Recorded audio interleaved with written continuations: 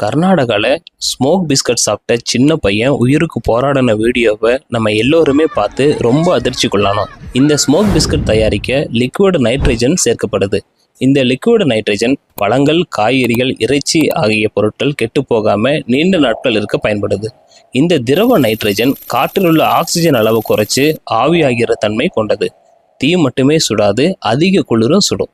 இந்த liquid nitrogen உடனடியாக உறைய வைக்கிற தன்மை கொண்டது.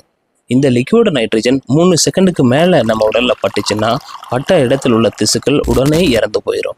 இரத்த நாளங்கள் பாதிக்கப்பட்டு எந்த பகுதியில் பட்டுச்சோ அந்த பகுதி உறைநிலைக்கு போயிடும்.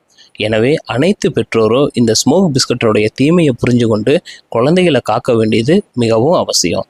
தமிழக அரசு இந்த ஸ்மோக் பிஸ்கட்டுக்கு தடை விதிச்சிருக்கிறது மிகவும் வரவேற்கப்பட வேண்டிய விஷயம். இதில் ஏன் கூட சொல்கிறான்னு கேட்குறீங்களா? Your safety is my priority. இந்த வீடியோ உங்களுக்கு பிடிச்சிருந்துச்சு அப்படின்னா மறக்காமல் எங்களுடைய பேஜை லைக் பண்ணிக்கங்க, மறக்காமல் ஃபாலோ பண்ணுங்க.